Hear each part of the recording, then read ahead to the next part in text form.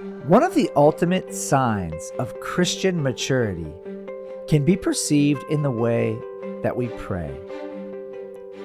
If you're looking for evidence of God's sanctifying work in your life, an excellent place to start might be by honestly evaluating the focus of your prayers. Do you spend most of your time in prayer offering thanksgiving and praise to God? Do you spend it in intercession for others? When was the last time you prayed for the salvation of another person? How about for the world? Do you regularly pray for God's kingdom to come and continue advancing in the world? When was the last time you set aside prayerful time to sit and listen for what God has to say? If you want to get even more specific and raw, ask yourself this: what is the main focus of my personal prayers? The prayers that I pray for myself. Am I praying for God to give me that promotion I so desperately want? Or for my heart to be humble and guarded against pride? Am I praying for more monetary blessings and a bigger house, a newer car? Or for the Lord to teach me what it truly means to be content and satisfied in Him? It's not wrong to pray for ourselves, not by a long shot. But what and how we pray for ourselves indicates whether or not the focus of our lives is genuinely on God's kingdom or our own. This leads us to a prominent and very informative story from the First Testament. It's the story of a young king, early on in his reign, eager to uphold the godly legacy and incredible success of his father. You've heard the story before, I'm sure. King Solomon asked the Lord for something very specific in his zeal to honor God and walk in His blessing. Something that pleased the Lord immensely. Something that caused the Lord to pour out innumerable blessings, both temporal and spiritual, on His humble servant. But contrary to what you may have heard, Solomon did not ask God for wisdom.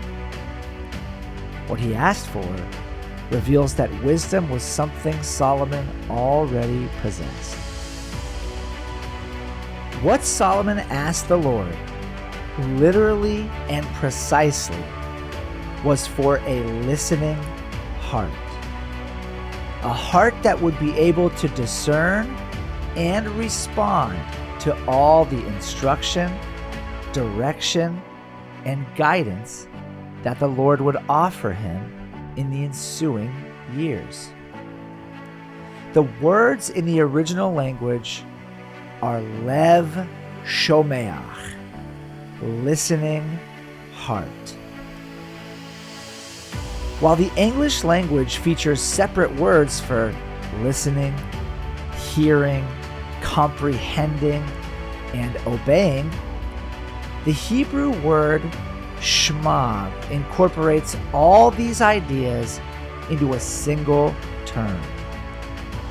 It's a word that describes truly listening, hearing to the point that one responds with obedience.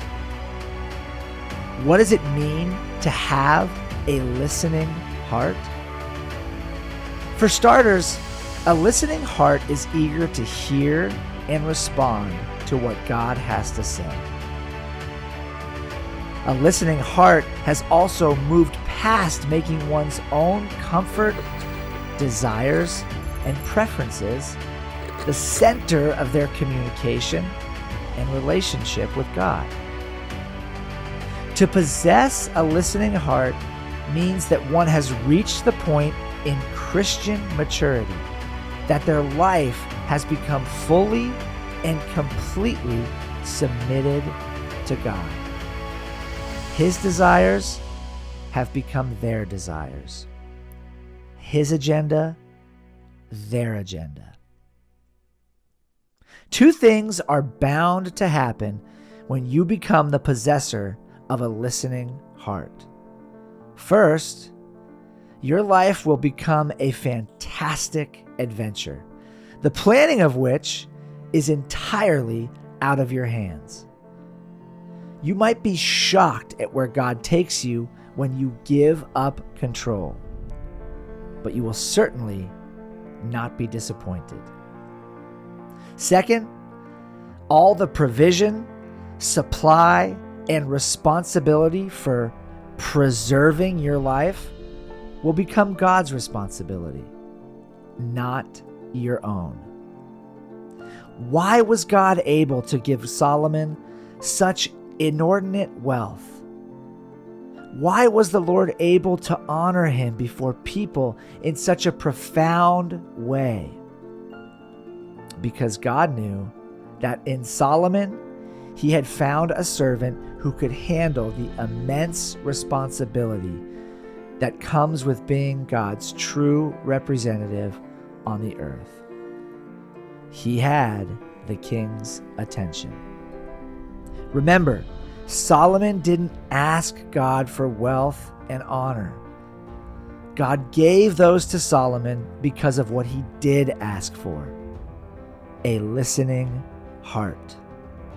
Wealth and honor were God's ideas, not Solomon's. Above all, a listening heart is rooted in two of the most fundamental, foundational truths of the Christian life. The first is that God is God, and we are not. His ways are higher than our ways. Living a life that is true to his intention in creating us means honoring him, following him, and trusting his plans above our own. The second is that God is for us, always and no matter what.